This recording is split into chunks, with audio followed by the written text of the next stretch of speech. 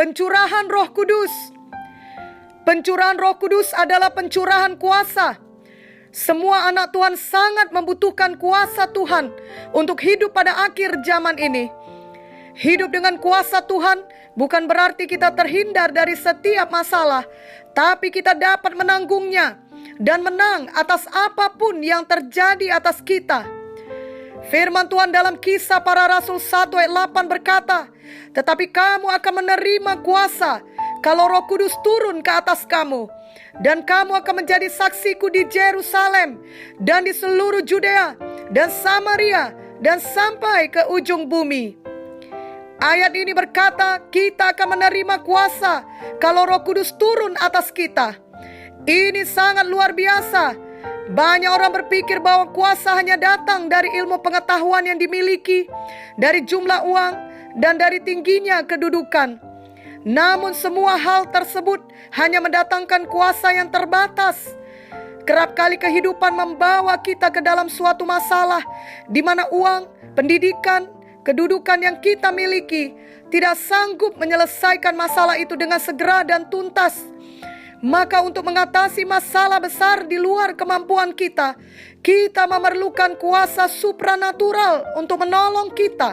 Itulah kuasa Roh Kudus.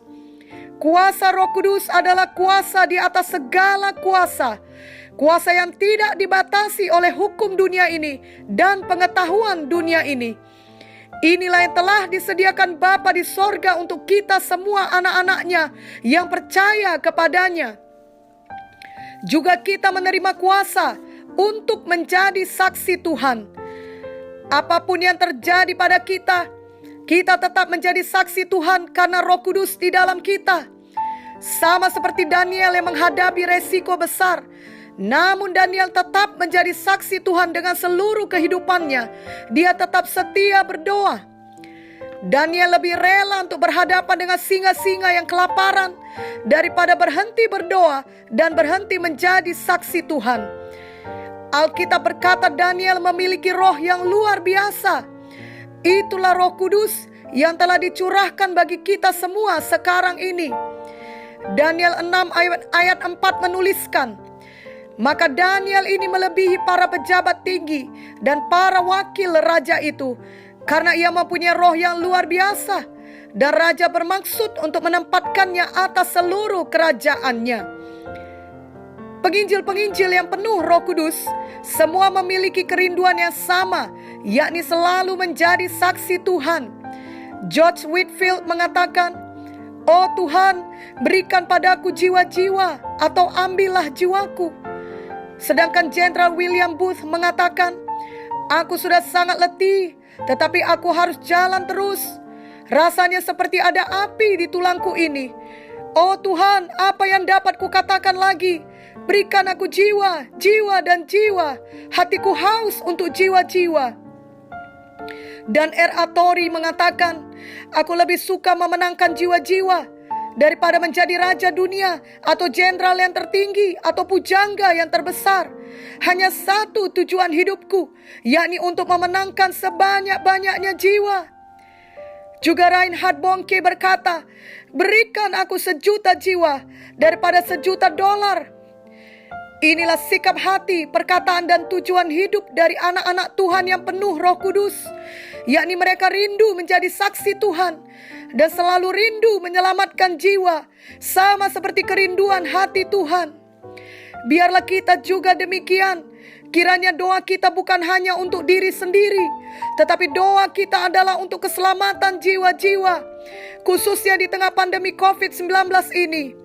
Kerinduan hati kita banyak jiwa-jiwa boleh mengenal kasih Tuhan dan menerima keselamatan serta pertolongan dari Tuhan. Kuasa Roh Kudus juga membawa perubahan dalam hidup kita. Sebagaimana Petrus setelah dipenuhkan dengan Roh Kudus, dia menjadi sangat berbeda. Petrus yang tadinya begitu penakut, menyangkal Tuhan Yesus 3 kali. Namun setelah penuh dengan Roh Kudus, Petrus menjadi seorang yang sangat pemberani dan juga penuh hikmat.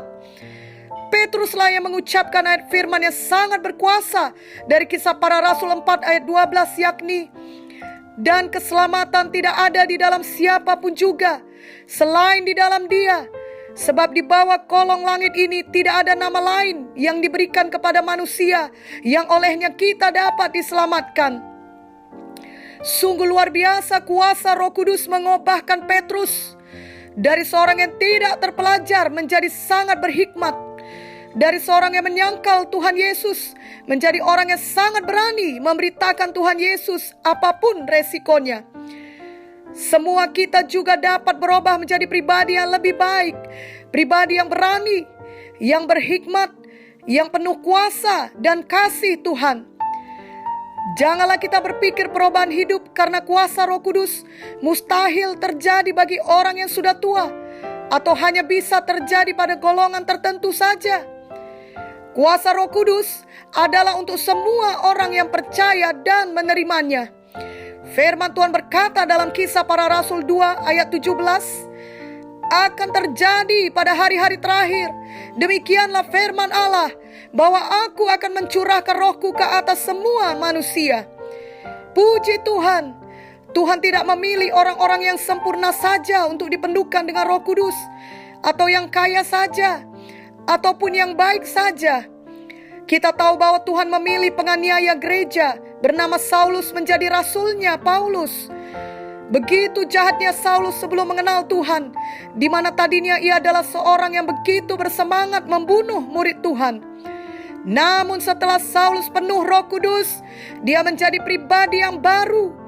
Dia menjadi Paulus yang sangat mengasihi Tuhan Yesus dan menanggung banyak penderitaan oleh karena nama Yesus. Jika Saulus dapat diubahkan dan dipakai Tuhan dengan luar biasa, maka kita semua juga dapat diubahkan dan dipakai Tuhan dengan luar biasa. Mungkin saat ini kita masih diikat oleh berbagai kebiasaan buruk.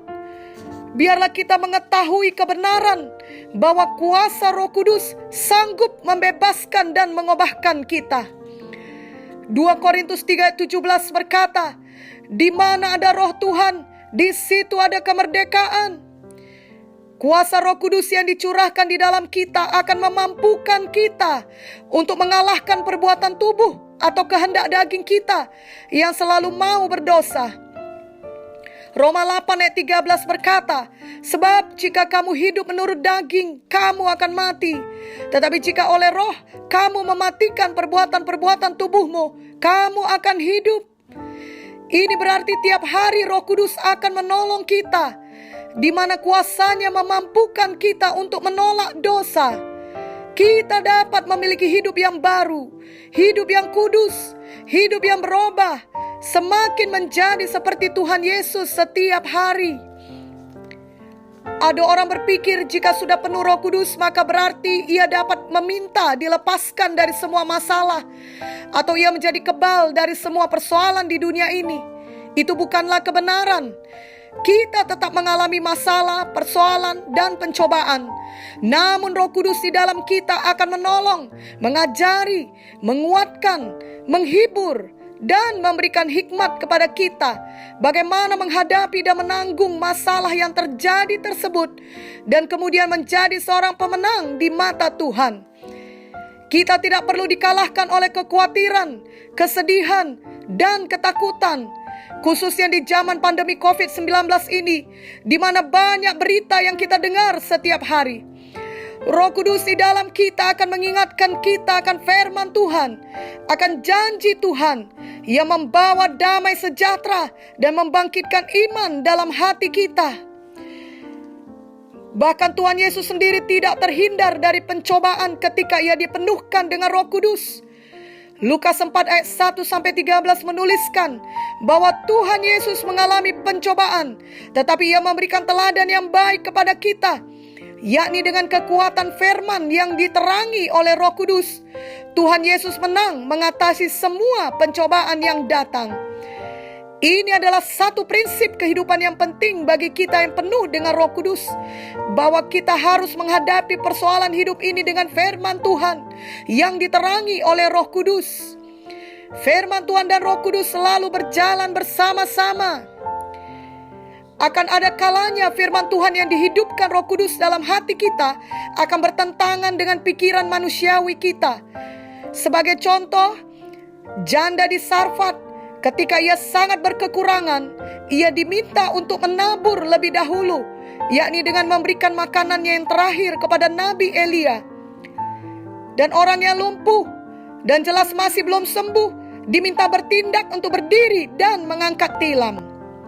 Namun jika kita patuh pada pimpinan Roh Kudus dan melaksanakan firman Tuhan dengan iman, maka kita akan melihat kuasa Tuhan yang luar biasa dinyatakan. Sungguh luar biasa berkat pencurahan Roh Kudus bagi kita yang percaya kepadanya. Biarlah di hari peringatan Pentakosta ini, kita semua benar-benar mengalami persekutuan yang intim dengan Roh Kudus dan selalu berjalan dalam kepatuhan kepada pimpinan Roh Kudus dalam hati kita. Maka apapun yang terjadi dalam hidup ini, kita tidak pernah menghadapinya sendirian, yakni dengan kekuatan manusiawi saja. Tetapi kita memiliki kuasa Roh Kudus yang memampukan kita hidup tiap hari dengan pengharapan, dengan iman, dengan kasih, dan dengan kuasa Tuhan. Zakaria 4 ayat 6 berkata, bukan dengan keperkasaan dan bukan dengan kekuatan, melainkan dengan rohku, firman Tuhan semesta alam. Amin.